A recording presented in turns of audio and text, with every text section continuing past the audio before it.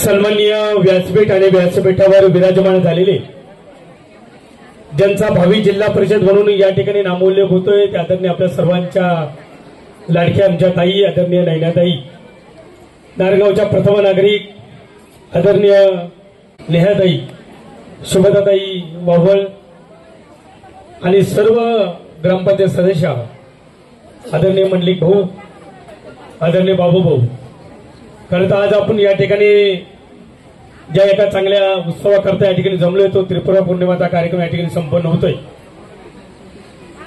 खरं तर बाबूभाऊ पाटीलच्या माध्यमातून ही विकासाची गंगा या ठिकाणी येत असताना अनेक उपक्रम या ठिकाणी सातत्याने आपण नारायणगावच्या वैभवात पाहतोय।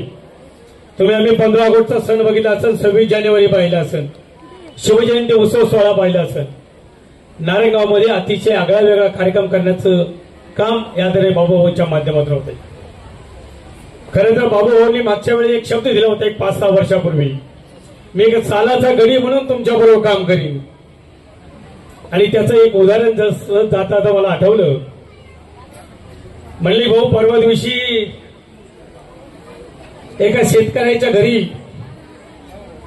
एका गाईचं थोडंसं ऑपरेशन म्हणा काही त्याचा काहीतरी प्रॉब्लेम झाला त्या गाईचा, आणि म्हणून ते शेतकऱ्याने रात्री 2 वाजता बाबूभाऊला फोन केला। एका डॉक्टरला मी 3 दिवस झाले फोन करतोय पण तो काही येत नाही, बाबूभाऊ तेवढा तुम्ही त्याला सांगा। खरं ते ग्रामपंचायतीचं काम नाही, परंतु बाबूभाऊने त्यावेळेला 2 वाजता त्या डॉक्टरांना फोन केला आणि सांगितलं अशा ज्या शेतकऱ्याचं घरी जा आणि त्याचा असा गाईचा प्रॉब्लेम आहे तो सॉल्व्ह करा। काही क्षणात तो डॉक्टर त्या ठिकाणी पोहोचला आणि त्या गाईचं त्या ठिकाणी असणारं काम अतिशय सुंदर पद्धतीने केलं। त्या शेतकरी असा आनंदी झाला। त्यावेळेला लक्षात आलं की हा बाबूभाऊ म्हणजे खऱ्या अर्थाने सालाचा गडी झाला आणि नारायणगावच्या प्रत्येक नागरिकाचं छोटं मोठं जे काम असतं ते करण्याचं काम जर कोण करीत असेल तर तरी बाबूभाऊ करतो। आज हा त्रिपुरारी पौर्णिमेचा पर्वकाळ आणि या पर्वकाळाचं ज्यांच्या माध्यमातून आयोजन झालं ते Rotary Lions club of Shivneri, त्याचप्रमाणे ग्रामपंचायत नारायणगाव, आणि ज्यांच्या संकल्पनेतून खरं तर या विषयाला मूर्तरूप दिलं गेलं। गेले अनेक वर्ष आपल्या नारायणगावमध्ये आपण पाहतो की अनेक सण आणि उत्सव आपल्या पंचक्रोशीमध्ये नवीन नवीन नारायणगावमध्ये साजरे केले जातात। आई मुक्ताईचा जो उत्सव असतो त्या उत्सवाच्या निमित्तानं, नवरात्र उत्सव असतो त्या निमित्ताने चहा वाटपाचं काम लायन्स क्लबच्या माध्यमातून केलं जातं। नागपंचमी सारखा उत्सव जो आहे तो आपल्या शनिवारच्या बाजारामध्ये लायन्स क्लब ऑफ शिवनेरीच्या माध्यमातून साजरा केला जातो आणि याला सर्व सहकार्य करण्याचं काम खऱ्या अर्थानं आपल्या नारायणगाव नगरीचे प्रथम लोकनियुक्त सरपंच आदरणीय बाबूभाऊ पाटील करत असतात।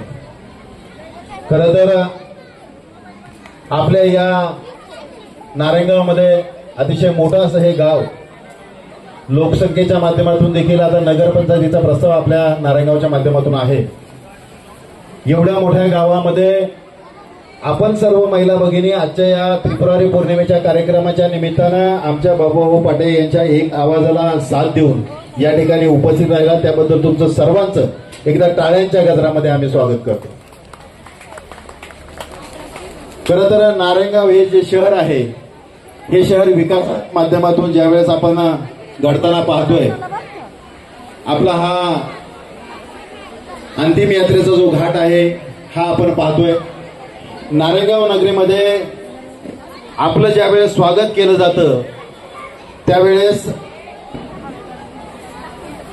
आपण पाहतो की आपली जी पूर्ववेस आहे या पूर्ववेशीवर आपल्या सर्वांचं आदरस्थान छत्रपती शिवरायांचं त्या ठिकाणी भलमोठं शिल्प आणि त्या वेशीला देखील पुरातन काळातील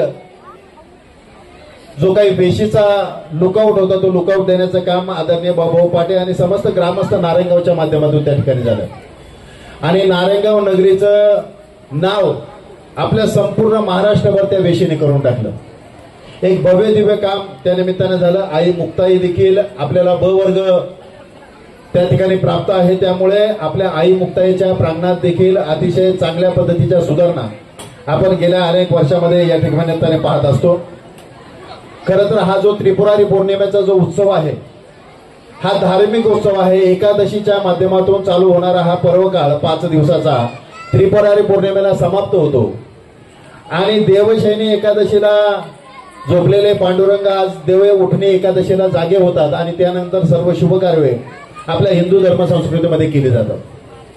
खरं तर नारायणगावचा विकास घडत असताना नारायणगावच्या विकासामध्ये ज्यांनी मोलाचं सहकार्य केलेलं आहे ते या नगरीचे प्रथम लोकनिक सरपंच बाबूभाऊ पाटे असतील. बाबूभाऊ पाटेंनी आपण पाहिलं की ज्या वेळेस या नारायणगाव नगरीची सूत्र आपल्या हातामध्ये घेतली आणि नारायणगावच्या विकासाला चालना देण्याचं काम, मला असं वाटतं आपली जलजीवन योजना त्याच माध्यमातून आहे. आपल्याला अतिशय शुद्ध असा पाणी पुरवठा त्या निमित्ताने या ठिकाणी घडून येतो. आपली ड्रेनेज व्यवस्था असतील, आपले रस्ते असतील, आपल्याला पाणी पुरवठ्याच्या योजना असतील, या योजना आपल्यापर्यंत चांगल्या पद्धतीने पोहोचवण्याचं काम ग्रामपंचायतीच्या माध्यमातून त्यांनी केलेलं आहे. खरं तर गेली 20 वर्ष हा माणूस राजकारणामध्ये संघर्ष करून उभा राहिला आणि त्यांना ज्यांनी साथ दिली, आजच्या या व्यासपीठावर मान्यवर म्हणून ज्या उभ्या आहेत त्या आमच्या नेहा वहिनी, या नारायणगाव नगरीच्या प्रथम लोकनियुक्त सरपंच डॉक्टर शोभाताई वावळ असतील, या नगरीच्या ग्रामपंचायत सदस्या, त्याचप्रमाणे सर्व मान्यवर महिला भगिनी. आज व्यासपीठावर आपण पाहतो महिलांचं राज्य आहे, 50% आरक्षण 2029 पासून येणार आहे. तत्पूर्वी आपण पाहतोय की जिल्हा परिषदेच्या माध्यमातून देखील आपल्याकडे जे आरक्षण पडलेलं आहे ते आरक्षण महिला आरक्षण पडलेलं आहे. ओबीसी महिला आरक्षण पडत असताना आपल्या नारायणगाव, वारुवाडी, धनगरवाडी असा जो मतदारसंघ आहे, मांजरवाडी तिकडून हिवरे, खोडद असा जो मतदारसंघ आहे, या मतदारसंघामध्ये नारायणगावातून खऱ्या अर्थानं इच्छुक म्हणून आपण ज्यांचा नामोल्लेख आपण पाहतोय आपण बोर्डच्या माध्यमातून आमच्या नेहा वहिनी आहे. नेहा वहिनी खऱ्या अर्थानं इच्छुक का आहे तर गेली 20 वर्ष आपल्या पतीचा संघर्ष राजकारणामध्ये काय चाललेलं आहे ते त्यांनी पाहिलेलं आहे आणि या आपल्या पतीला तेवढ्याच मोलाची साथ. सकाळी समजा आपला पती गावच्या विकासाच्या निमित्ताने बाहेर पडतोय तर त्याला पहिला नाश्ता करून देण्याचं काम आणि त्यांच्या उदरीची 2 रत्न त्या निमित्ताने मिळालेली आहेत परमेश्वर कृपेने. ती 2 रत्न देखील तेवढीच उच्चतम क्वालिटीची आहे. त्यांची जी कन्या आहे ती आंतरराष्ट्रीय खेळाडू आहे. म्हणजे मुलांकडे शिक्षणाच्या माध्यमातून, आपल्या पतीकडे त्याच्या प्रकृतीच्या माध्यमातून, त्याच्या जेवणाच्या व्यवस्थेच्या माध्यमातून ज्या भगिनीने आजपर्यंत पाहिलेलं आहे आणि हे सर्व पाहत असताना आपला पती नारायणगावचा विकास, पंचक्रोशीचा विकास कसा करतोय याचे बारकावे टिपण्याचे काम आमच्या नेहा वहिनींनी या निमित्ताने केलं. आणि बऱ्याच वेळा बाबूरावांच्या माध्यमातून दिसून येतं की ग्रामपंचायतमध्ये असताना दुपारी 1:30 वाजले की नेहा वहिनींचा फोन येतो का जेवायला येणार आहे का नाही. तर म्हणले हे घरचे जे मंत्री, गृहमंत्री, या गृहमंत्र्यांना कधी डावलता येत नाही, जेवायचा वेळ कधी टाळता येत नाही. त्यांना माहिती आहे जर वेळेत जेवण झालं नाही तर या व्यक्तीला पित्ताचा त्रास होऊ शकतो आणि निश्चितपणे आपली जी पुढे विकासाची कामं घडणार आहेत ती विकासाची कामं घडणार नाही. काही कामं सुचवण्याचं काम बाबू बऱ्याच वेळा सांगतात कारण तिच्याशी बोलत असताना तिने काही कामं नारायणगावमध्ये घडावीत या निमित्ताने तिने काही सूचना आमच्या नेहा वहिनींनी भाऊभाऊंना केल्या आणि त्याच्यानंतर सर्व सदस्यांची चर्चा करून गावातील जी काही प्रतिष्ठित मंडळी आहेत त्यांच्याबरोबर चर्चा करून त्यांनी विकासाची गंगा या निमित्ताने या नारायणगाव नगरीमध्ये घडून आणली. आजचा देखील हा जो सोहळा आहे तुलसी विवाह आहे, सांस्कृतिक वसन करण्याचं काम या नारायणगाव नगरीमध्ये करण्याचं काम त्यांनी केलंय. खरं तर आमचे दीपक शेठ वारुळे असतील, मच्छिंद्रजी मुंडलिक असतील, ही मंडळी गेले अनेक वर्ष नागपंचमी उत्सवाच्या माध्यमातून त्याचप्रमाणे आपल्या नवरात्र उत्सवाच्या माध्यमातून आपल्याला सुपरिचित आहेत. त्यांच्या संकल्पना अतिशय चांगल्या असतात. ही देखील संकल्पना या वर्षी या ठिकाणी रुजू झाली आणि भविष्य काळामध्ये बाबूभाऊने आश्वासन दिलेलं आहे की ही संकल्पना आहे ही भविष्य काळामध्ये नारायणगावच्या माध्यमातून राबवली जाईल. त्या मातेचा आशीर्वाद निश्चितपणे दरवर्षी आपण या पर्व काळामध्ये घेत राहू. आपण सर्वच मंडळी आजच्या या कार्यक्रमाच्या निमित्तानं मोठ्या बहुसंख्येने उपस्थित राहिला.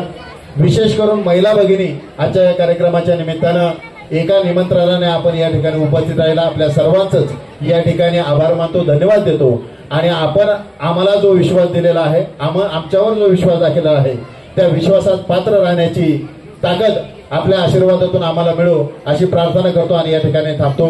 जय हिंद, जय महाराष्ट्र. धन्यवाद.